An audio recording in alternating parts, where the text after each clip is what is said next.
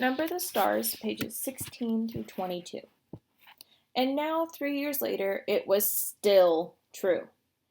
But much else had changed. King Christian was getting old, and he had been badly injured last year in a fall from his horse. Faithful old Jubilee, who had carried him around Copenhagen so many mornings. For days they thought he would die, and all of Denmark had mourned. But he hadn't. King Christian X was still alive. It was Lise who was not. It was her tall, beautiful sister who had died in an accident 2 weeks before her wedding. And the blue carved trunk in the corner of this bedroom, Anne-Marie could see its shape even in the dark, were folded Lisa's pillowcases, with their crocheted edges. Her wedding dress with its hand-embroidered neckline, unworn, and the yellow dress that she had worn and danced in, with its full skirt flying at the party celebrating her engagement to Peter. Mama and Papa never spoke of Lise. They never opened the trunk. But Anne-Marie did, from time to time when she was alone in the apartment.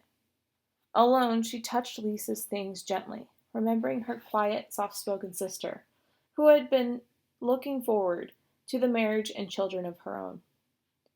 Red-headed Peter, her sister's fiancé, had not married anyone in the years since Lisa's death. He had changed a great deal.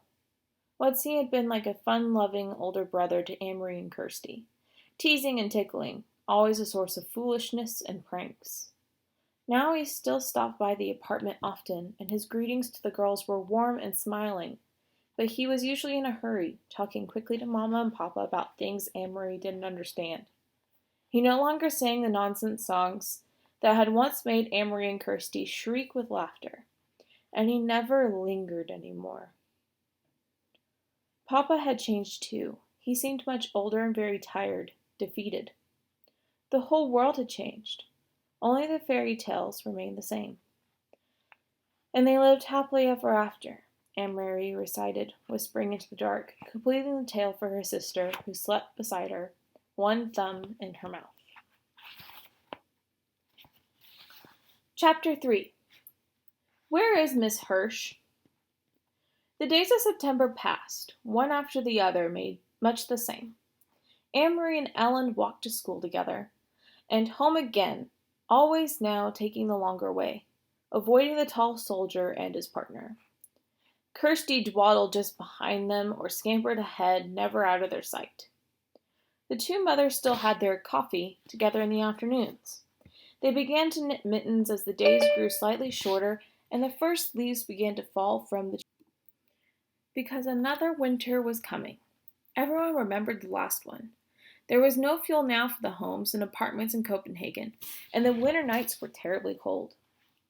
Like the other families in their building, the Johansons had opened the old chimney and installed a little stove to use for heat when they could find coal to burn. Mama used it too, sometimes for cooking, because electricity was rationed now. At night they used candles for light.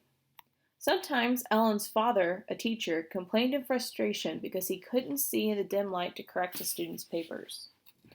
Soon we will have to add another blanket to your bed, Mama said one morning as she and Anne-Marie tidied the bedroom.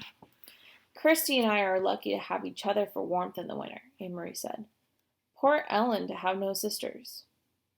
She will have to snuggle in with her Mama and Papa when it gets cold, Mama said, smiling. I remember when Kirsty slept between you and Papa.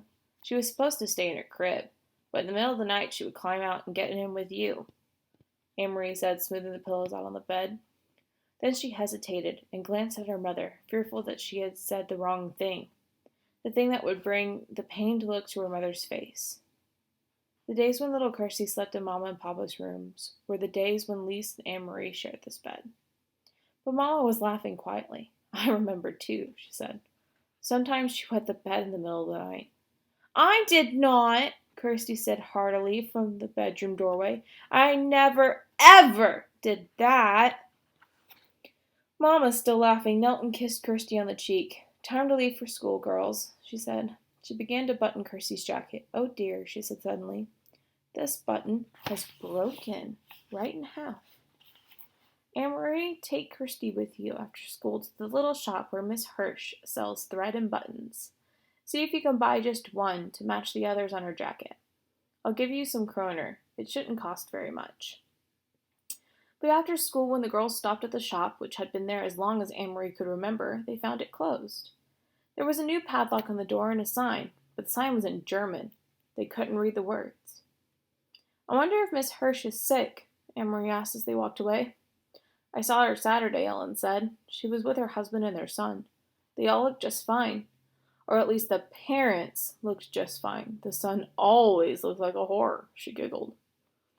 Anne-Marie made a face. The Hirsch family lived in the neighborhood, so they had seen the boy Samuel often. He was a tall teenager with thick glasses, stooped shoulders, and unruly hair. He rode a bicycle to school, leaning forward and squinting, wrinkling his nose to nudge his glasses into place. His bicycle had wooden wheels. Now that rubber tires weren't available, it creaked and clattered on the street.